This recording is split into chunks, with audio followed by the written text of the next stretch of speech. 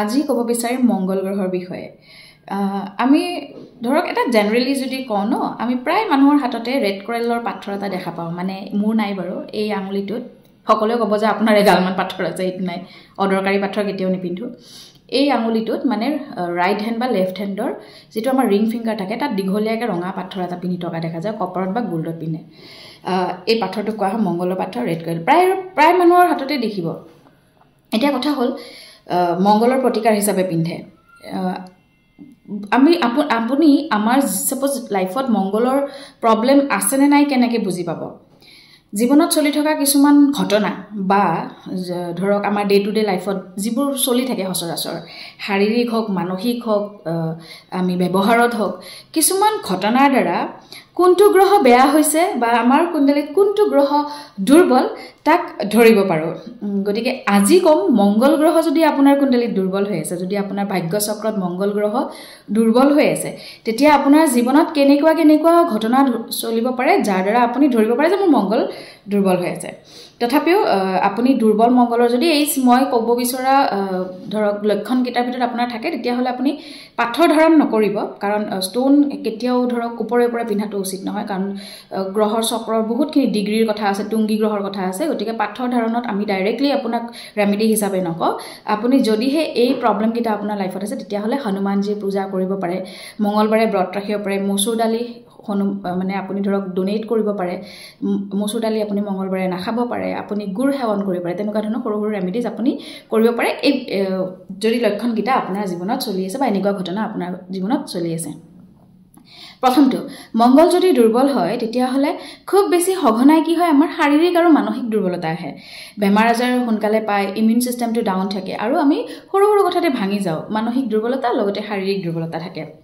মংগল যদি দুৰ্বল থাকে তেতিয়া হলে তেজ সম্বন্ধীয় প্ৰবলেম থাকে মানে ধৰক হিমোগ্লোবিনৰে প্ৰবলেম হ'ল এনিমিয়া হ'ল বা high blood pressure low blood pressure তেজ ৰিলেটেড যিকোনো বেমাৰত ভোগিব লগা হ'ব পাৰে বা আমাৰ সঘনাই হৈ থকা দেখা যায় বিশেষকৈ যিসকলৰ মংগল খুব দুৰ্বল তেওঁলোকৰ চকুবোৰত লক্ষ্য কৰিলে চকুবোৰ হেতা পৰা হয় মানে কিছুমান চকুত খুব গ্লো থাকে ন যে ধৰক এটা উজ্জ্বলতা থাকে তেজ থাকে যেটো আমি কওঁ ন কিন্তু কিছুমান চকুত ধৰক বহুত টেলেন্টেড কিন্তু চকুকেইটা চালে হেতা পৰা যেন লাগে নিস্তেজ যেন লাগে তেনে মংগল দুৰ্বল থাকিলে চকুত হেতা পৰা ভাৱ এটা থাকে যথেষ্ট বাকবিতণ্ডাৰে আমাৰ জীৱনটো চলিত হয় মানে ধৰক সৰু কথাটো কাজিয়া লাগি যায় পটককে খং উঠে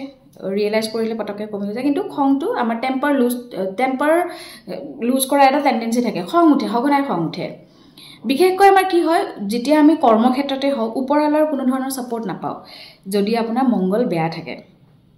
তাৰ পিছত ক'ব বিচাৰিম যে বেমাৰৰ ফালৰ পৰা যদি মংগল খুব বেছি বেয়া থাকে তেতিয়া হলে পাইলছৰ প্ৰবলেম হ'ব পাৰে শাৰীৰিক দিশত কৈছো আৰু কিছুমান মানুহৰ খেলত বহুত ৰাপ থাকে খেল সৰুৰ পৰাই ধৰক এটা ইন্টাৰেষ্ট থাকে কিন্তু খেলত সাংঘাতিকভাৱে আগবাঢ়িব নোৱাৰে গতিকে এই তেনেকুৱা ধৰণৰ মানে ধৰক যদি আপোনাৰ লাইফতো ক'বাত না ক'বাত এটা হলেও পাইছে যে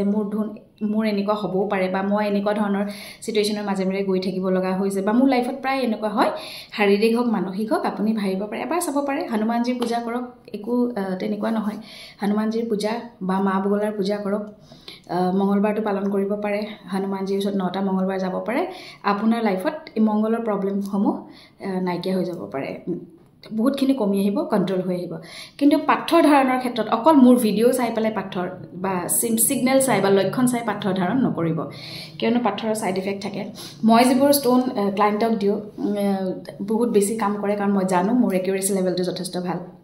কোনটোত কি কাম কৰিব লাগে জানো কিন্তু হেহে কৈছো অকল ভিডিও চাই পাথৰ ধাৰণ নকৰিব এইখিনি কাম কৰক যদি নিজৰ জীৱনত এনেকুৱা কিবা ঘটি আছে দান দক্ষিণা আৰু বিশেষকৈ মন্দিৰত যোৱাও আপোনাৰ যথেষ্টখিনি সমস্যা লাঘৱ কৰিব এনেকুৱা ধৰণৰ আগলৈ আজি মই মংগল কলো নেক্সট বিভিন্ন 9টা গ্ৰহৰ বাকিখিনি গ্ৰহৰ বিষয়ে মই কম চাই থাকিব লাভ এষ্ট্ৰো হিলিং ধন্যবাদ